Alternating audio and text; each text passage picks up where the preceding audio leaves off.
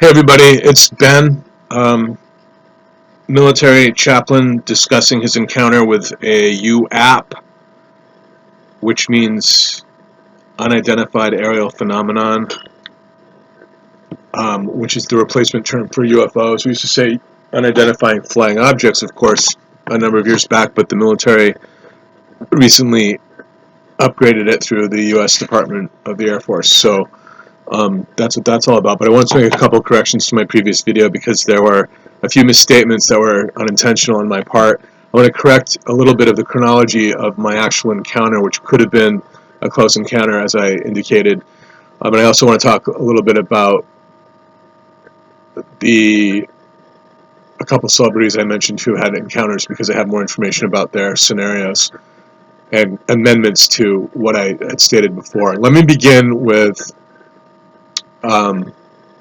correcting how I described the unfoldment that night that I had the encounter on Prince Edward Island. First of all, it wasn't Cavendish Beach. I looked at a map. Cavendish Beach, some might call it Cavendish Beach, but it's really further west, and I was really more by Thunder Cove.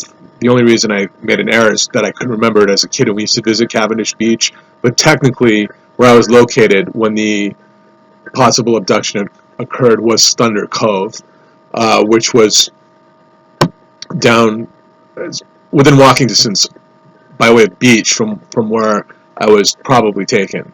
And that night, let me explain to you, I described the craft already, and you'll refer to my previous video if you want more information about it. But that night, I was actually awake, I believe. I don't think I fell asleep and woke up. I think that and I think it was really,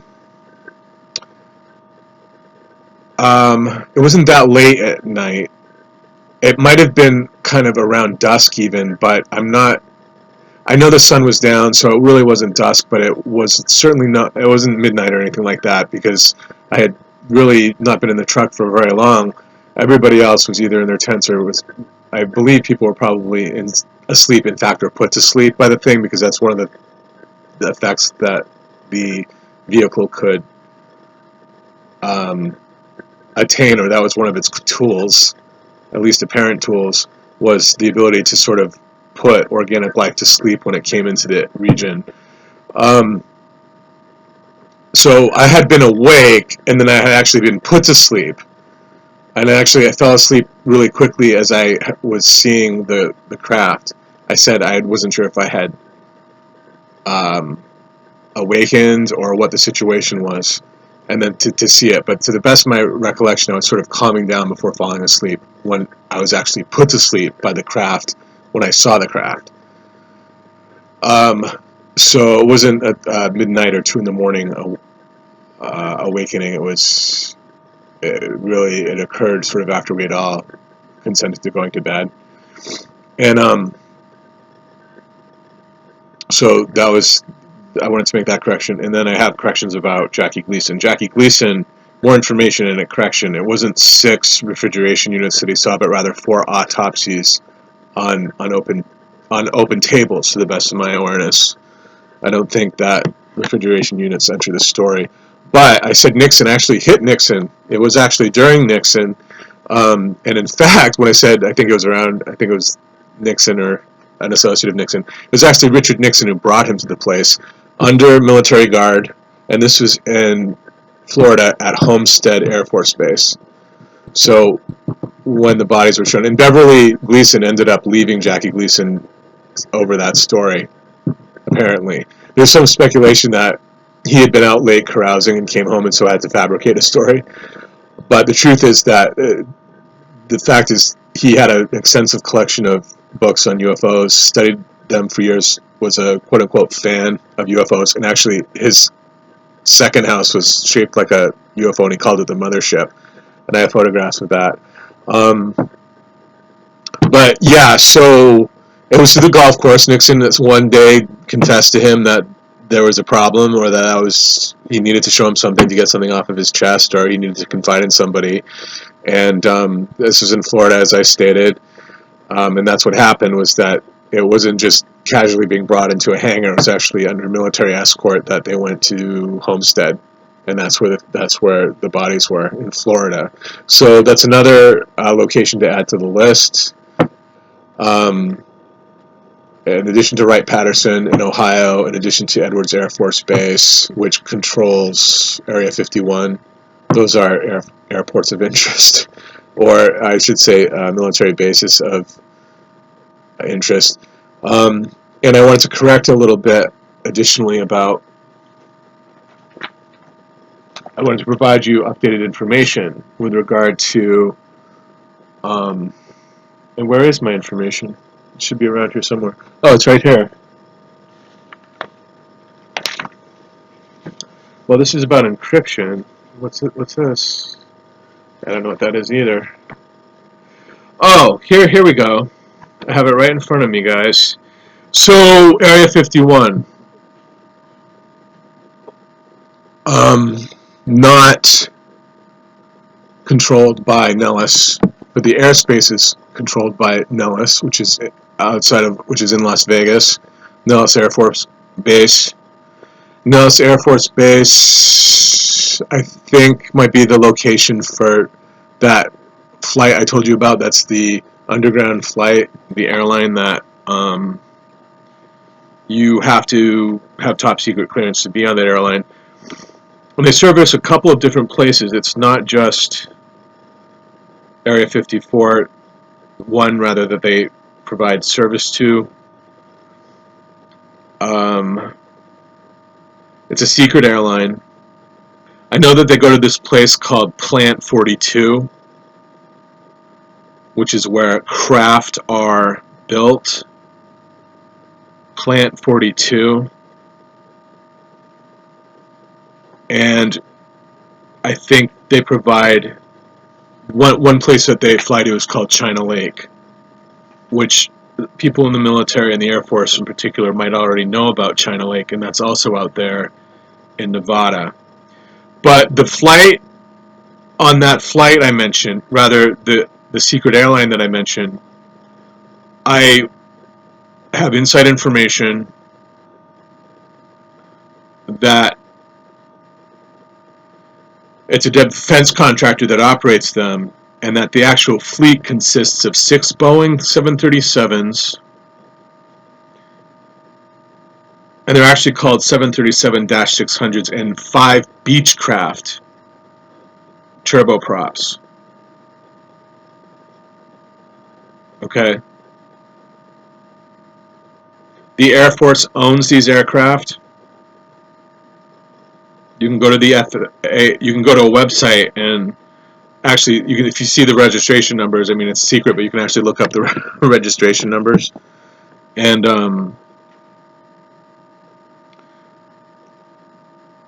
what it'll say if you look up the registration numbers is that the plane is owned by the Air Force.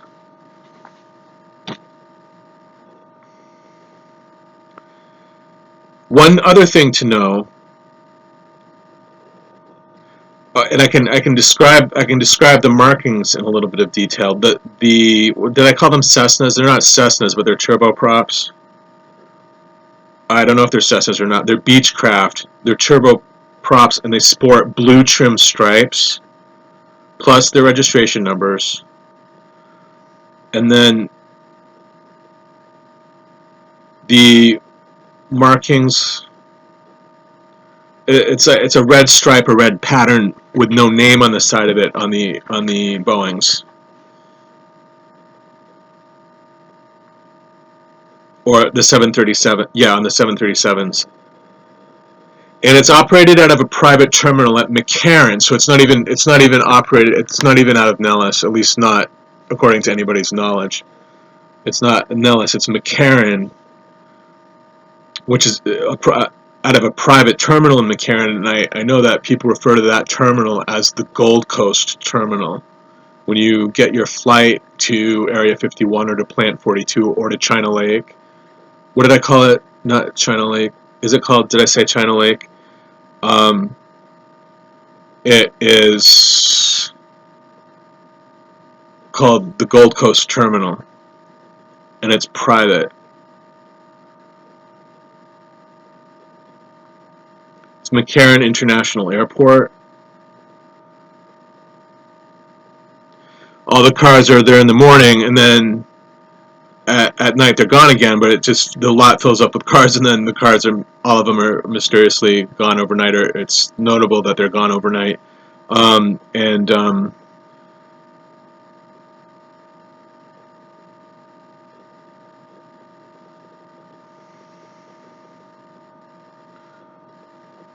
they're not going to provide me with the author's name yet, or the gentleman who furnished me, or the woman who furnished me with the information, but I will credit when it's appropriate to do so, and when I'm able to do so.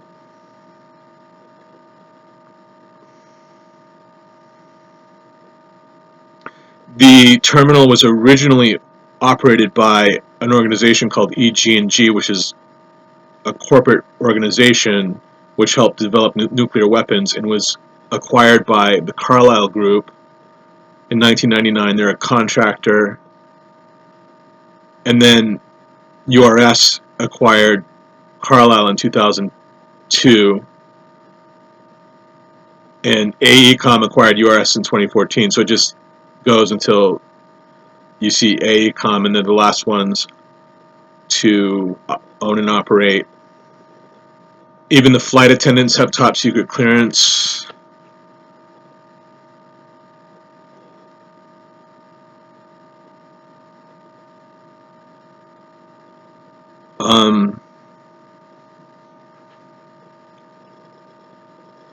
Right. It is called China Lake, and that's a naval air weapons station. But most of the flights will just say Tonopah on them, and not ever really say Area 51 and so forth. It'll just say Tonopah Test Range, if you can dig enough to find that information. I also had when I studied a little bit with Bob Lazar, and studied his information a little bit, and in the interview, the guy said, someone said that people are talking about the credibility of his stories because he's seen aircraft, spaceships, extraterrestrial spacecraft, including them being tested. He's actually gone into them and looked around inside of them, all of that. And so the challenge by the interviewer was, but people have a hard time because they don't believe that Area 51 exists. And Bob said they don't believe that Area 51 exists, with a question mark. Like, he was willing to believe that maybe people didn't buy his narrative about the flying saucers. But the government actually doesn't maintain, to the best of my knowledge, to this day, the government doesn't maintain records on Area 51. They refer to it as something else in records, and I think you only ever see Area 51 on the signs, possibly when you're out there. But it came up again when I received this information that, yeah, it is still, although everybody knows about it, it's possible the government really isn't talking about it yet, unless they came up with some giant revelation during the congressional hearing 2 days ago.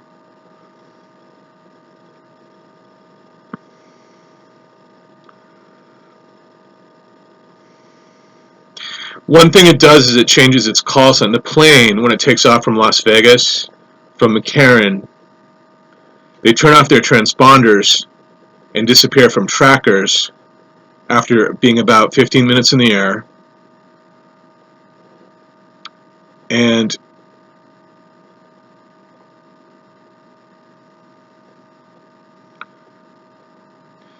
right, the airspace around Area 51 is known as airspace 4808 North, and that's Nellis. And that's all you'll really encounter is that information. Through Nellis, airspace 4808 North is airspace protected by the U.S. Air Force. But they don't refer to Area 51, they refer to 4808.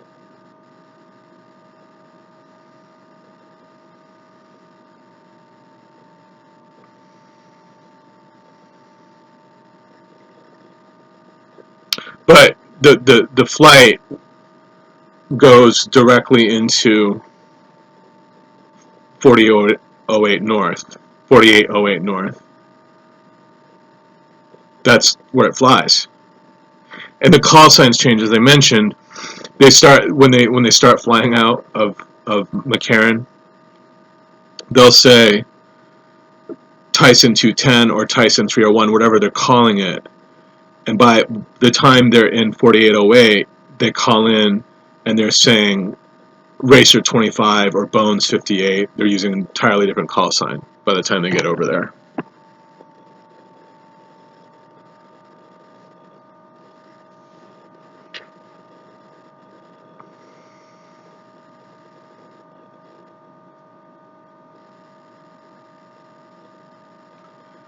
And the airline also flies to Edwards, so it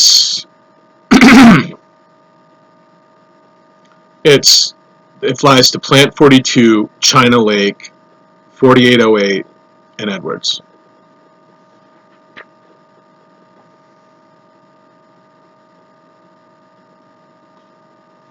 Okay.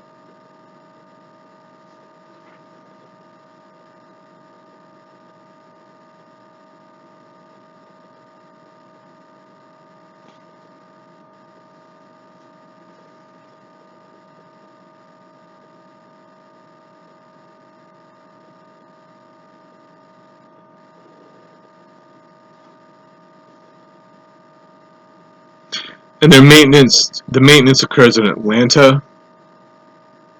So they fly to Georgia,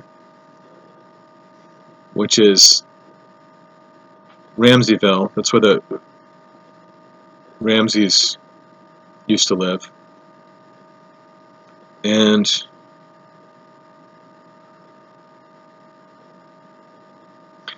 it's Delta Airlines that services them in Atlanta. It's actually DAL Tech Ops.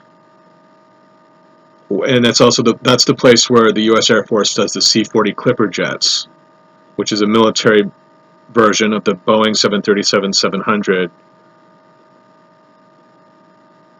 And the other place they take them is Payne Field in Everett, Washington. The other place they keep the secret planes. The other place that they provide maintenance service to the secret planes is where I just stated, Washington. Yeah, Everett.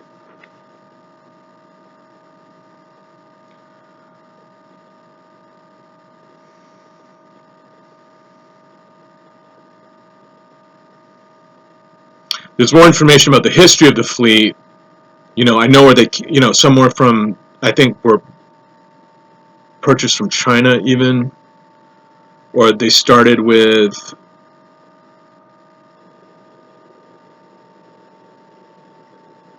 the first one was a Douglas DC-6B in 1972. That was the very first plane. And then a C-6B was added in 76. And then it was only 2 aircraft until 1981, and then it goes on with more information about the additional planes added to the fleet.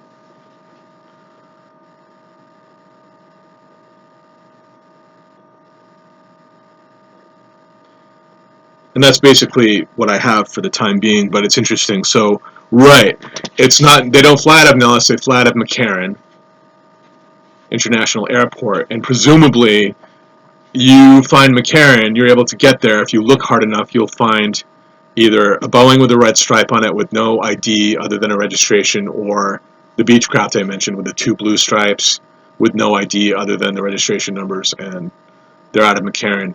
Nellis is 4808. Nobody really says Area 51. Edwards is involved because it is serviced by the secret airline as well, in addition to Plant 42 and China Lake, which is the naval research facility. So that's the information I have. I wanted to get that out to you because I wanted to update what I could about those 2 topics, secret airline, and then also more information about Jackie Gleason, and what I had said before about the timing of my my encounter. Okay, namaste. I'll talk to everybody later. Take care and message me if you need information. Peace.